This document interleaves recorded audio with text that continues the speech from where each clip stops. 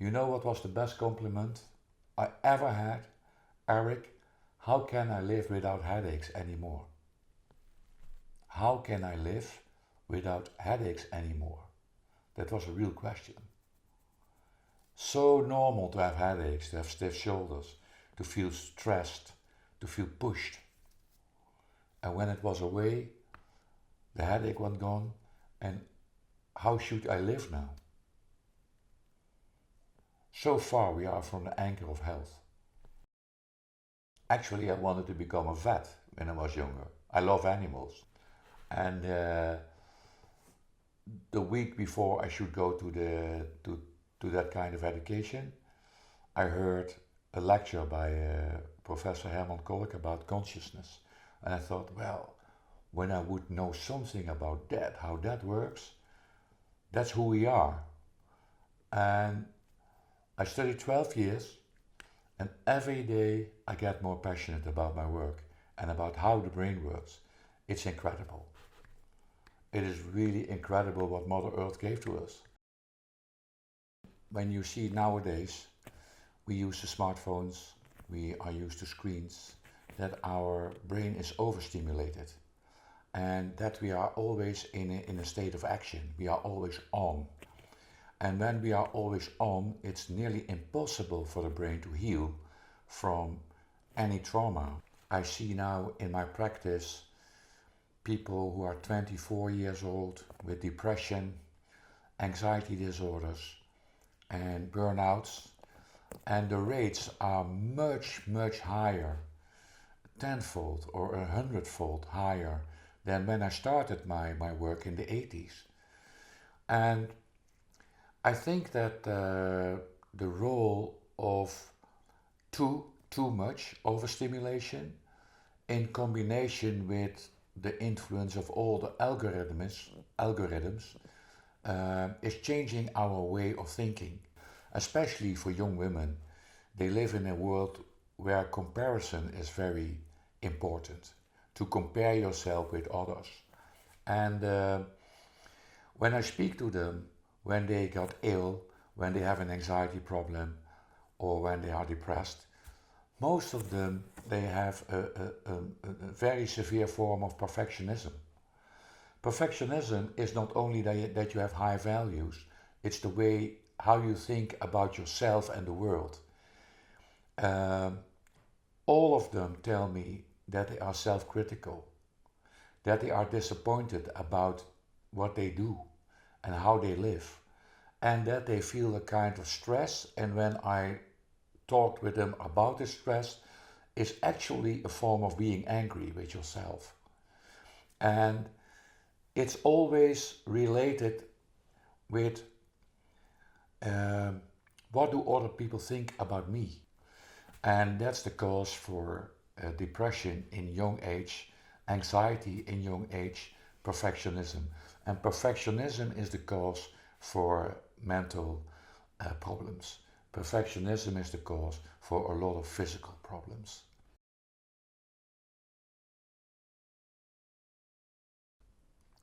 When you are always on, then your brain connects with the hormonal system.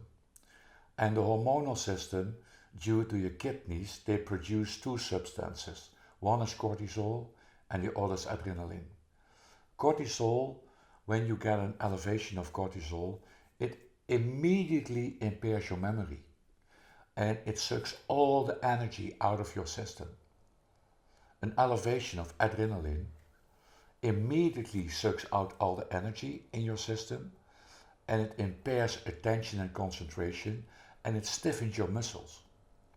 So what we have then is that when you live too much in perfectionism, that your brain and your body are in a state of alert, and that state of alert is characterized by pain, headaches, stiff neck, shoulders, energy loss. I cannot get out of my bed. I don't have enough energy to work. I don't have enough energy to meet my friends.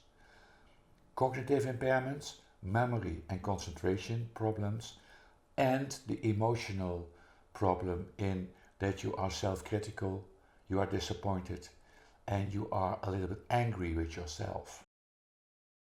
I think, and that's a weird answer, that is 100% social. A social problem is what we do on school. For example, when you are young and you are at a basic school, 6 to 12 years, you do numerous tests with all percentiles. I'm good at this, I'm good at that.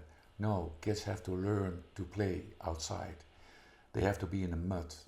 We know now from studies from Finland, where children play outside, they have dramatic less numbers of children with asthma, and with a better working immune system, and with a better mental health and cognitive skills. That we should also give a focus on real brain development. And you learn them by communication. You learn them by playing outside. You learn them by sport. You learn them by walking, nature. And that's what we completely lost. It's a very big part. For example, I'm with my clients on the sea. I learn them about the waves, the sprays of water, and we walk in the high mountains, windy, rain, to feel a kind of connection with nature, that you understand that this is also a kind of being fatigued, but this is a healthy form of being fatigued. And when you take a good rest, you feel also that something happens in your brain, in your mental status, in your physical status. And of course, we do also the neuropsychological part, which is a one-on-one procedure. It's not a kind of therapy, but I explain them how the brain works. What we have to understand is that our species is only 250,000 years old on this planet. And there is nothing that we can say we are different than people from 10,000 years ago. We are built to walk, to move, to gather, to hunt, and that is our brain. That's how we are wired. And the more we get close to those things, for example, hunting and then sports, communication, having a normal communication with your friends, dealing with each other, and that gives us a complete different form of psychological status. When we are very close in who we are, that we move a lot, that we are very industrious, that we do a lot of things what we like, and that we take care of each other. So there are three things which are very important. Being industrious, it gives you a form of enthusiasm. Care gives you a form of love, soft feelings. Play gives you a form of joy. And that is what we have to rediscover. We have to rediscover our brain in who we really are. And when we do that, Mother Earth gives you a present. And the present is being satisfied in the connection to what you want. So it's not that we should develop our children into perfectionism. We should develop our children, the next generation, as being satisfied in the connection to. And you can fill it in what it is. I am satisfied with the connection to my physical status. I am satisfied in the connection with my friend, with my partner. I am satisfied in the connection with my work. And so you can check your level of satisfaction in life, in this life, and when something is not connecting very well, then there is a red light. And that red light you should take action on. You should be active in looking at why I'm not satisfied with that. And that is what I do in a therapy. So it's not cognitive therapy, it's not psychoanalysis, but it is how we are and how our brain and our system works. And when we are very healthy, physical as well as mental, we are satisfied in the connection to a lot of topics.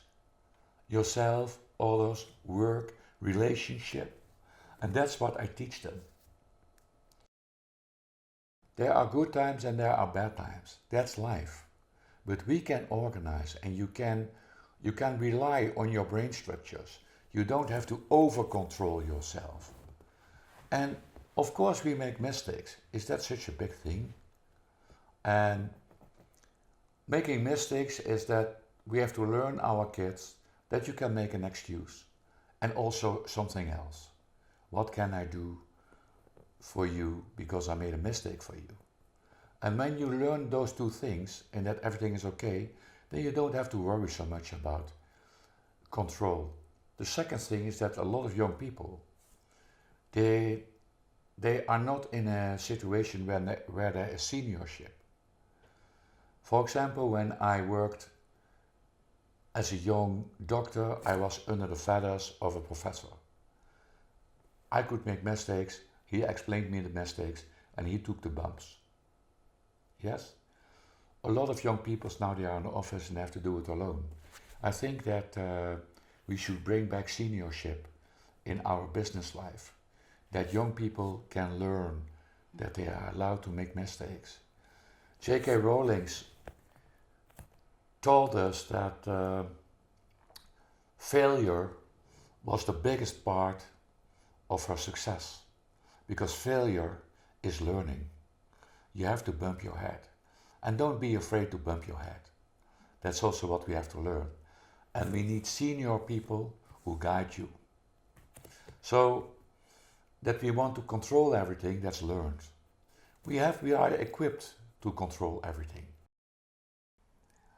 When you think emotionally, it's always connected with control, and that something bad will happen in the future. That's the construction. What is emotional thinking? So I'm lacking control, and something bad will happen in the future. That's what the amygdala is putting, the anxiety system is adding to our thinking. Anxiety always will develop when you were in touch with dominance. It can be in your youth, it can be on your office. It is always related with dominance. I could not be who I was, who I really are. And someone is overruling me. And that makes us vulnerable for anxiety disorders. Thousands of people told me this story about their youth, about their work, when there was something wrong in the level of equal, how we deal with each other, equality. And there was always a dominant figure who creates the anxiety inside your head, but it can stay. For example, what we know now is that when it happens in youth, it can stay the whole of your life. So you're always pondering, and you're always thinking in control. You're always thinking that something bad will happen. And I explain that to my clients, that you have to get rid of that. Explaining that this will happen, that our brain, that the human brain will work this way, and that you can leave the thoughts in your head, but you don't do anything with it. And that's why I use self-compassion.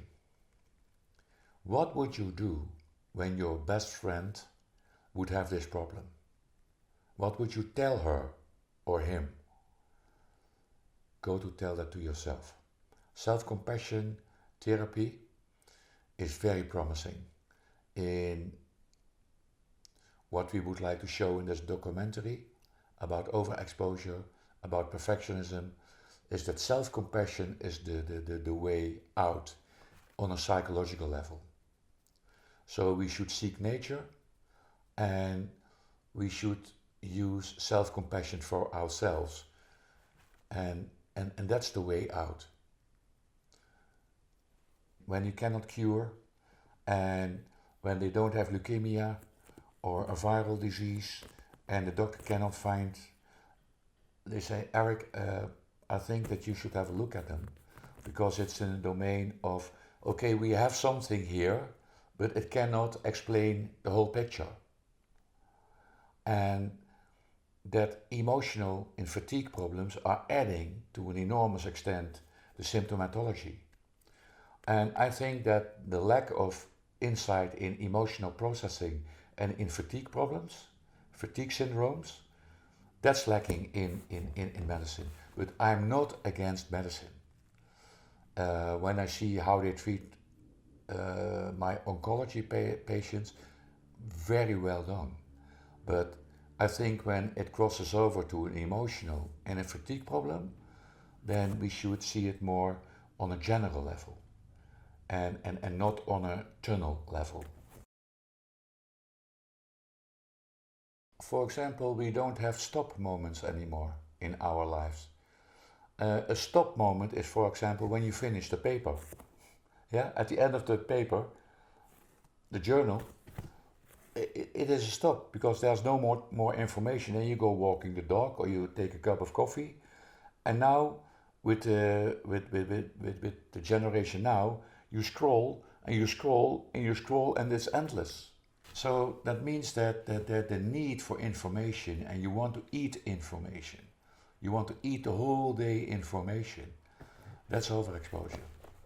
And that's also what happens, what I said in the beginning, in the gyms, that you do an exercise, but you have to look at the screen. You do an exercise, but you have to look at the screen.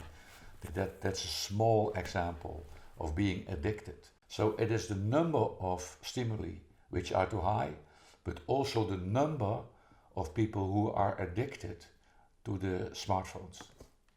And that are huge numbers.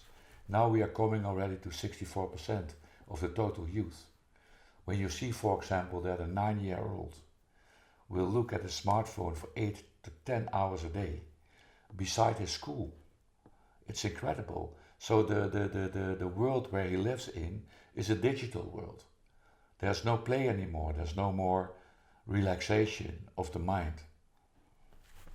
And this will come to us as a tsunami, this problem. Generally, when you come here, they have sunglasses and their ears plugged because they cannot control the information what comes to them. They have to filter it. And you can believe or you cannot believe it. On Tuesday, when we are in nature, no one wears the glasses, no one wears earplugs. They feel free to communicate, and something very heavy is from their shoulders. And the brain restores very rapidly from overstimulation. For example, to put someone at home for 8 months at home with a burnout, that's actually a crime. Because when you think that at home he will recover with all the digital devices, and you will not solve his problem. But you have to tell the client what his problem really is. And then when the brain feels rest, then this happens. And the rest, it goes so quickly. And then the second thing is, when you come back in the rat race, how do you deal with it? And when we tell them the why of overstimulation and that it makes you very ill, you have to know the why. And when you know the why, you have a kind of defense till the demands of the rat race.